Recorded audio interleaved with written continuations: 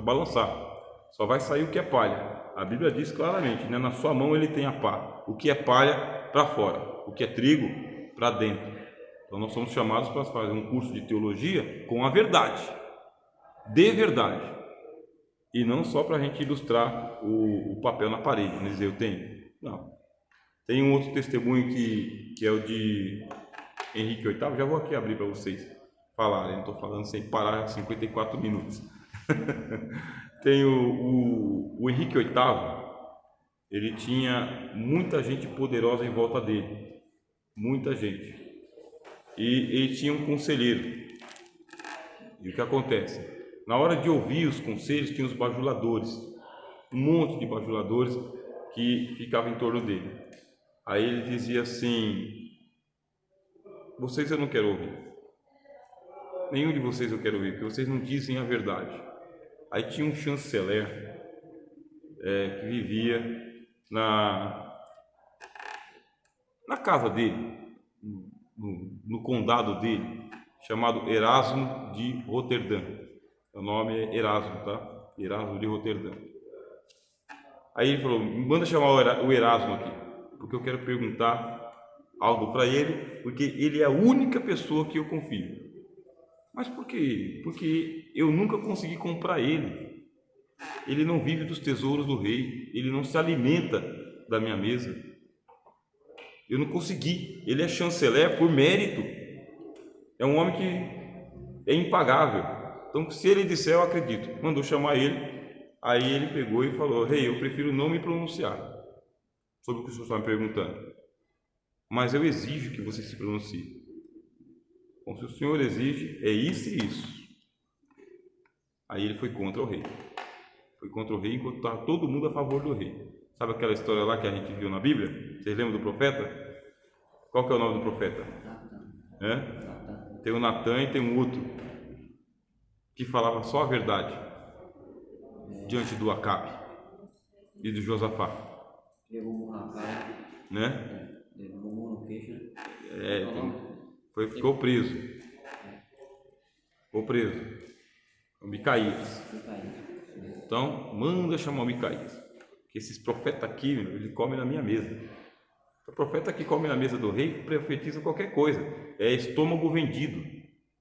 Mas o Micaías não.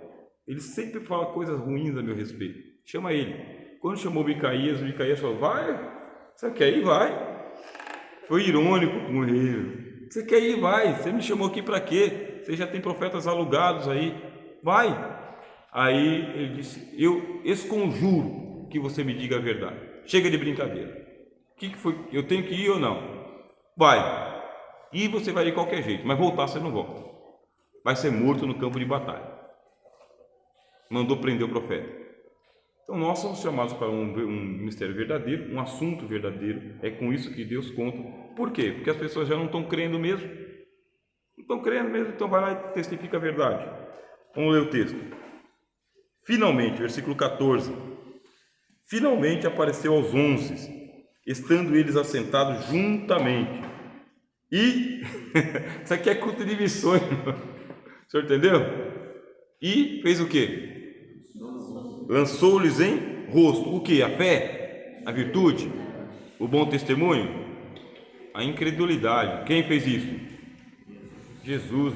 A igreja tem que ser confrontada com a sua incredulidade. A igreja tem que ser confrontada com a sua incredulidade. O ministério tem que ser confrontado com a sua incredulidade. Nós temos que ser confrontados com a nossa incredulidade. A nossa. Confrontados por quem? Pela palavra. Pela palavra, pelo pregador, por aquele que tem essa responsabilidade. Lançou-lhes em rosto a sua incredulidade e dureza de coração. São dois problemas aqui. Por não haverem crido nos que já haviam visto já ressuscitado. Esse é um assunto espinhoso, esse é um assunto difícil de ser tratado, e quando você começar a tratar, o coração endurece. Quando você começar a dizer: nós não cremos naquilo que a gente prega, nós não cremos naquilo que a gente canta, nós não cremos nas nossas orações, nós não cremos. Começa a dizer isso, para ver o que vai acontecer com o senhor, com a senhorita, que nós não cremos. O coração endurece. Dureza de coração, de quem? Dos apóstolos que andaram por sobre as águas, hein? Multiplicaram os pães, viram milagres. Não é gente que não tem experiência, é gente que já tem experiência. O nosso problema maior não é a turma lá fora que taca a pedra. Nosso problema maior somos nós. Aqui a incredulidade está incrustada. Aqui. Então a gente está fazendo um papel que é um papel assim que diante dos céus a gente fala: Senhor, agora nós vamos orar por missões. Vamos orar por missões. Eu estou pedindo a Deus a oração missionária. Me dá a oração missionária, Senhor. Como que eu vou fazer a oração missionária? O Senhor quer que eu ore pelo nordestino? Vou orar pelo nordestino. Mas primeiro eu vou orar pelo meu filho que está aqui dentro da minha casa. Pelo meu filho eu conheço. Conheço o menino, as manias, as manhas, as birras, as necessidades, os medos que ele tem. Vou orar por ele, pelo meu filho. Vou orar pela minha esposa, que eu conheço. Algum irmão ou irmã que eu conheço mesmo, esse eu vou orar por isso daí. Eu conheço, senti as dores dele. Pelo nordestino eu preciso de um espírito de súplica. Eu preciso de um passo a mais, uma experiência a mais para orar. Aí você vai sentir o peso da oração, porque isso é possível. Você sente o peso da oração, você já caminhou de joelhos, aí você vai começar a sentir esse peso da oração missionária. E aí vai acontecer com você o que uma vez pode ter acontecido comigo. Pode não acontecer comigo, pode acontecer com você também. Eu comecei a me envolver muito com missões. Mas comecei a me envolver tanto com missões, mas tanto com missões que eu fiquei desgastado emocionalmente, espiritualmente, mas muito com missões. Aí eu fui para a oração e me coloquei de joelhos diante de Deus e eu senti um peso tão grande que eu comecei a chorar 3 horas da madrugada num pranto incontível. Eu não conseguia segurar o choro que tinha, de tanto que eu estava envolvido. E eu não sabia de onde que vinha aquela lágrima, já que eu não conhecia ninguém por quem eu estava orando. Não tinha ideia, era o espírito de súplica. E o contexto que eu estava vivendo não me permitia me devotar às missões. Sabe os impedimentos de todos os lados? Não me permitia.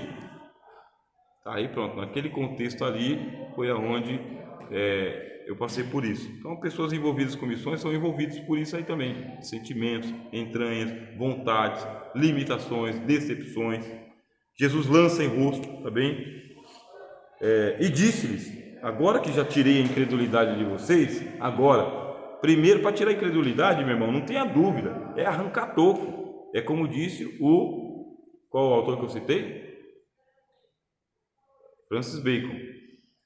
A verdade está lá debaixo do entulho, não está? Tem que tirar o entulho. Tem que tirar o entulho.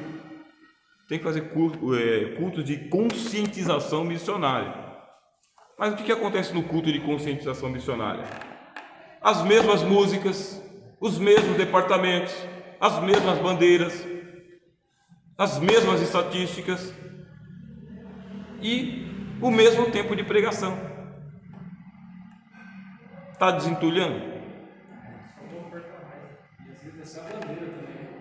É a bandeira. Não é o culto. Então, se eu sou Deus que estou lá no céu, eu vejo que o pessoal cumpriu o seu papel. Aí o Álvaro Tito, ele tem uma música que é bem assim, né? Ele diz assim, né? Feliz vinda ao palco, representa o seu papel. Bate o coração, mas a cena é irreal. Quer falar de amor, mas a experiência é mal vivida. Lança em rosto a incredulidade. Tira a música fora. Que seja o último culto de missões, interessa.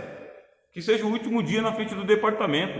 Tira a bandeira fora. Fala, irmão, vamos falar de missões? Vamos falar de missões aqui. Vamos falar de nós? Vamos falar de nós.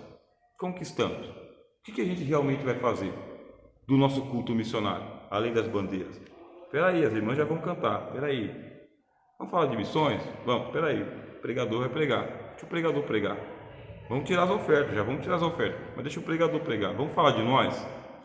Vamos deixar Jesus entrar aqui nessa casa de incrédulos e falar que a gente está muito incrédulo para essas orações, que não está acontecendo o que deveria estar acontecendo, porque nós estamos andando de freio de mão puxado. É o último culto. Próximo culto, outro dirige. Mas a alma está lavada nisso. Então é com essa certeza que ultimamente o professor Rogério tem dado as suas aulas, feito as suas pregações, não é afrontando o ministério, não é afrontando pessoas físicas, é uma realidade. Por quê? Eu espero Jesus voltar a qualquer momento. e não quero ficar levando meia culpa para o céu. Faço meia culpa aqui mesmo. É assim que eu oro para Deus. Eu não posso orar de uma maneira para Deus e falar outra coisa para vocês aqui. E nem vocês podem fazer isso também. É inadmissível que a gente faça isso. Nós não temos por pai o diabo, né? O pai é o pai da verdade, Jesus, né? Então ele lançou em rosto a incredulidade. Agora que eles já estão limpos, né? Aí disse-lhes, agora sim, ide por todo o mundo, pregai o evangelho a toda criatura. Por isso que John Wesley, ele foi consagrado ao ministério. Olha que benção, hein? A gente vai parar, acho que 9 horas, né? 9 horas a gente para? Tá. 9 horas eu paro, e vocês quiserem falar alguma coisa, vocês falam. Termina aqui, tá? Para a gente poder ir.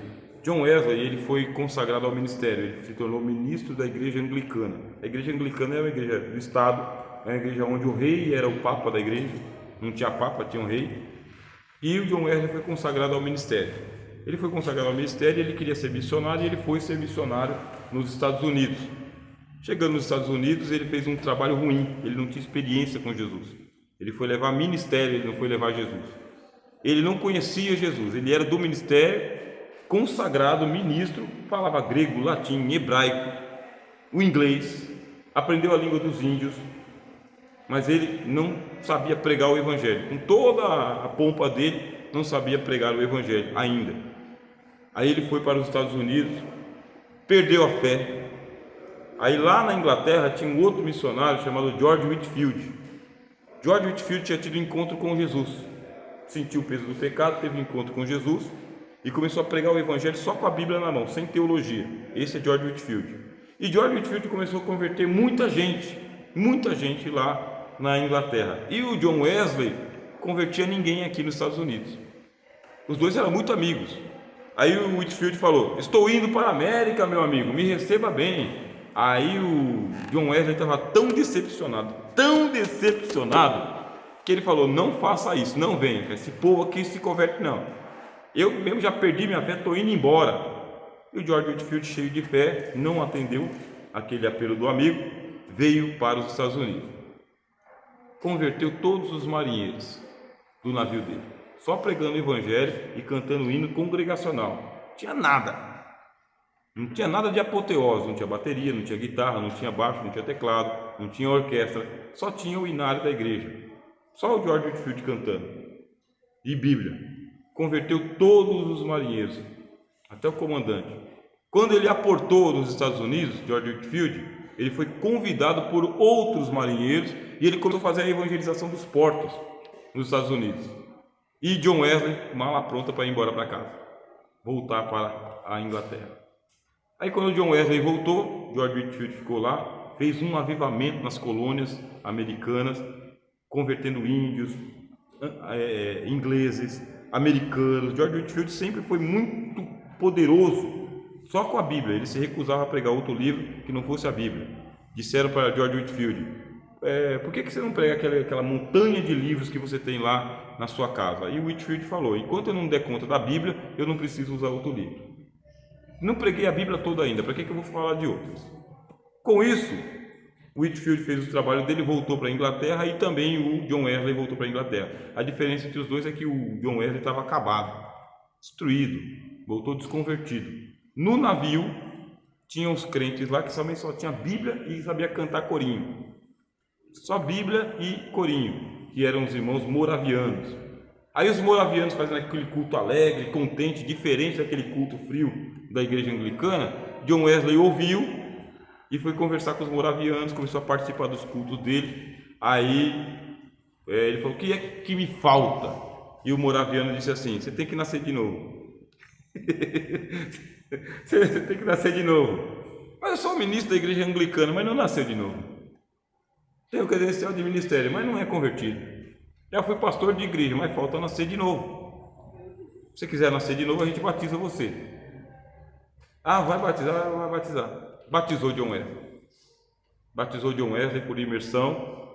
Quando ele voltou para a Inglaterra agora, aí ele, ao invés de ir para as grandes capelas, as grandes catedrais da igreja anglicana, ele começou a frequentar pequenas igrejas, capelinhas de moravianos.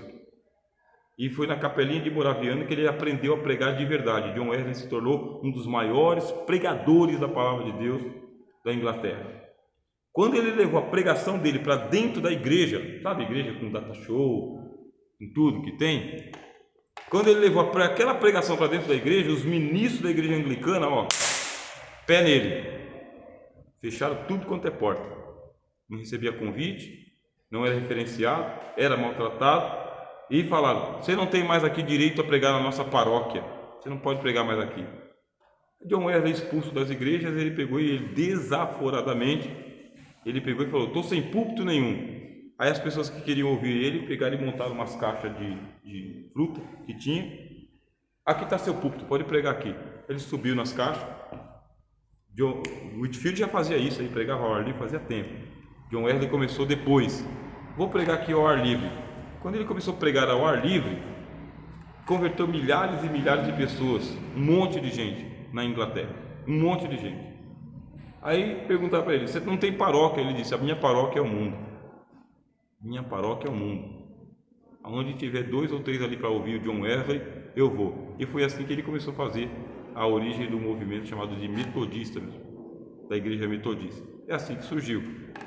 Aí o Cristo falou: ide por todo o mundo e pregai o evangelho a toda a criatura. Quando a gente voltar do nosso café, a gente vê se dá para terminar esse texto. Amém? Uma pausa. Se vocês quiserem conversar um pouco agora.